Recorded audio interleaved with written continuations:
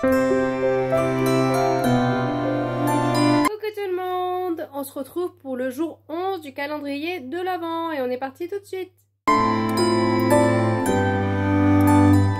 La sortie que j'ai repérée en 2023 et qui me fait toujours envie, c'est League of Liars de Astrid Schult. On va y arriver. Astrid Schult aux éditions Casterman. Désolée. Donc là, on est avec Keider qui a 17 ans, qui n'a qu'un but dans la vie, faire condamner tous les utilisateurs illégaux de la magie extradimensionnelle. Alors qu'il officie comme apprenti avocat dans la prison de Varden, ses certitudes sont vite mises à mal par 3 condamnés un peu particuliers. Eleonora, une princesse déchue, Jay, un escroc sarcastique et Leta, sa propre sœur. D'autant que des indices indiquent que les preuves pourraient être fabriquées, à moins qu'il ne soit manipulé par 3 magiciens de génie. Keider prend alors une folle décision, faire évader tout ce petit monde et surtout en avoir le cœur net sur cette magie interdite qui a provoqué la mort de sa mère autrefois.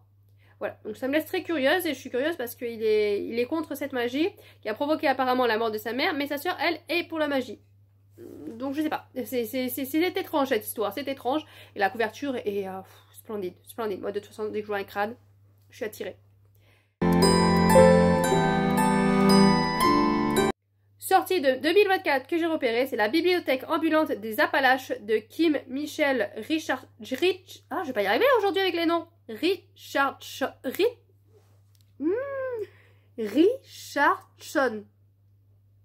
Ah non mais aujourd'hui les noms de famille laissez tomber. Aux éditions Charleston. On est en 1936 au cœur des bois de Troublesome Creek dans le Kentucky, vit la jeune Mary Cusy Carter, 19 ans. Elle est la dernière femme vivante de la descendante d'une étrange lignée de montagnards à la peau bleue originaire de France. Cette jeune femme solitaire travaille pour le projet Pack Horse Library. Chaque jour, elle parcourt de longues distances sur sa mule pour apporter des livres aux habitants pauvres des montagnes de Kentucky. Si Cusy cherche plus que tout à offrir une échappatoire au travers de la lecture à ceux qui n'ont rien, elle va devoir affronter les préjugés aussi vieux que les Appalaches. Voilà, ça donne envie. De toute façon, dès qu'il y a écrit bibliothèque quelque part, ça m'attire.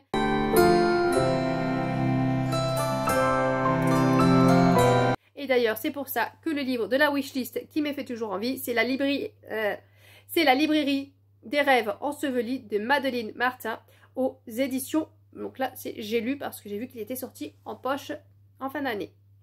En août 1939, Grace Bennett a toujours voulu s'installer à Londres, mais le travail qu'elle décroche dans une petite librairie est bien loin des glamours dont elle rêvait. Les étagères croulent sous les livres où s'entasse la poussière. Le propriétaire est aussi austère que son établissement exigu, et dehors, la guerre gronde déjà. Pourtant, entre le blackout et les évacuations, Grace trouve dans les lectures un trésor insoupçonné. Lorsque Bliss ravage la ville et que la panique gagne les abris, Grace puise dans le meilleur de la littérature pour apporter aux autres et à elle-même l'espoir de jours meilleurs. Un roman inspirant et vibrant sur le pouvoir des livres. Voilà. Il n'y a pas besoin d'en dire plus, hein. On se connaît ensemble, hein. Les livres, c'est formidable.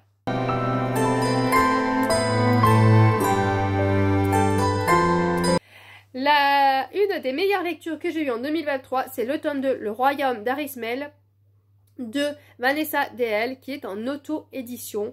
L'auteur m'a gentiment fait parvenir le tome 1 et cette année, elle m'a fait parvenir le tome 2 et je l'en remercie beaucoup. Avec le tome 2, je me suis encore plus attachée au personnage et j'ai qu'une envie, c'est de lire la suite.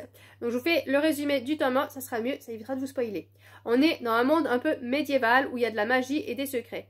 Malgré son avenir tout tracé, Isaac, qui a 22 ans, rêve de partir à l'aventure. Lorsqu'il va rencontrer Anaska, sa vie se trouve bouleversée. Donc la jeune femme va lui expliquer qu'il vient dans notre monde, qu'il doit sauver une princesse, il est assez majestueux. Suivez le clan, leur aventure ou la trahison, la déception, mais surtout les révélations rendront notre lecture surprenante et addictive. Voilà, donc on rentre dans un univers fantastique, épique. J'ai adoré et j'avoue que le tome 2 m'a encore plus attaché au personnage.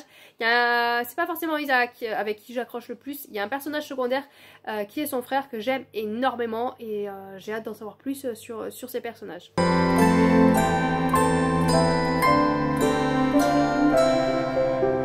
Pour le livre de la perle que j'aimerais lire en 2024, qui était prévu de lire en 2023, à la base, oh, il m'a abîmé mon marque-page.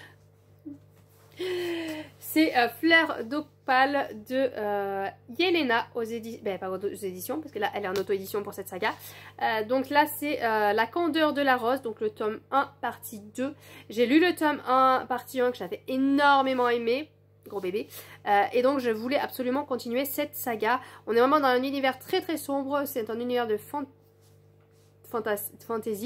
Je suis en train d'essayer de me remémorer le tome 1 parce que j'ai peur de vous dire des bêtises. Normalement on était avec un frère et sa soeur, parce que j'avais lu les deux d'ailleurs en même temps, et je m'étais un peu mélangé les deux histoires avec le royaume d'Arismel et celui-ci. Là normalement, si je ne me trompe pas, on est avec un frère et une soeur dont le village est attaqué parce qu'ils sont... Voilà, ils sont de deux, entre guillemets, religions ou royaumes différents, mais normalement, ils sont pas censés s'attaquer, mais bon, voilà, ils ont été attaqués. La mère fait tout pour que ces deux enfants survivent. Voilà, elle reste sur place et elle leur dit fuyez, fuyez. Sauf que le frère et la sœur vont fuir, mais vont se retrouver séparés. Et donc nous on va être avec la sœur qui va se réfugier dans un, j'allais dire couvent, mais je suis pas sûre que ce soit exactement un couvent, mais bon, on va dire couvent, qui va se réfugier dans un couvent, sauf que forcément elle n'est pas vraiment de cette religion. Ils veulent l'expédier dehors, mais ils vont voir une marque sur elle et ils vont dire ok, bon bah reste avec nous, et ils vont l'éduquer à leur façon. Voilà, j'en dis pas plus parce que je sais plus exactement le début, ce qui s'y passe.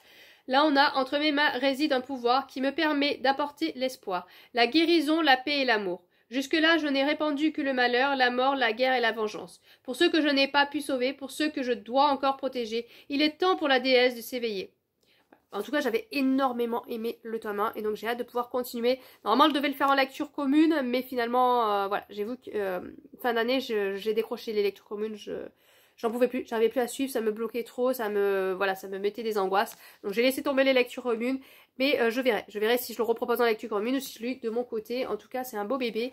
Mon compagnon a lu toute la saga et a adoré, donc il serait temps que je m'active à la lire. Par contre, voilà, c'est un peu des styles pire que plus blanche même parce que c'est écrit rikiki et des pages bien remplies. Mais bon, j'ai hâte de pouvoir quand même continuer cette saga.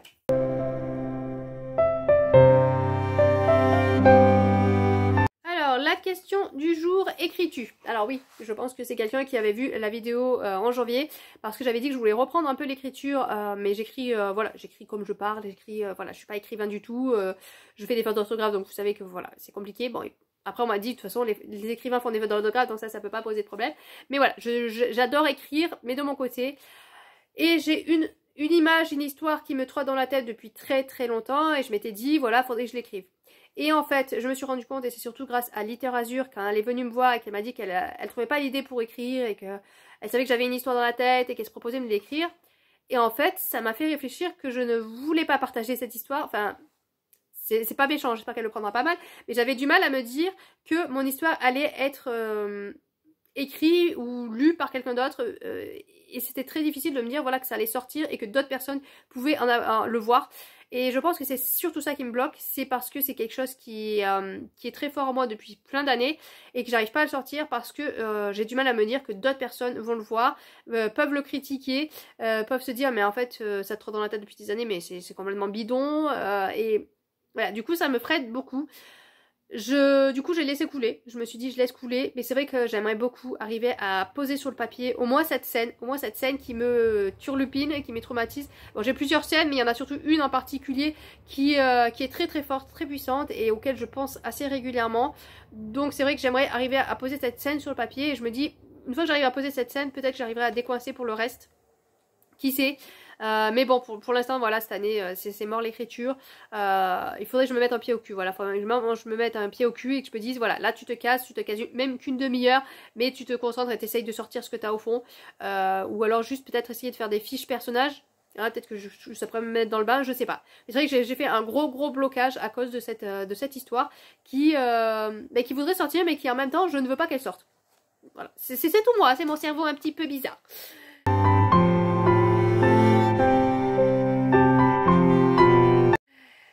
Allez, sur ce, je vous renvoie sur la chaîne de Dévoreuse des livres. N'hésitez pas à aller courir sur sa chaîne. Je vous mets la bannière en bas, comme d'habitude. Je vous mets le lien en barre d'infos.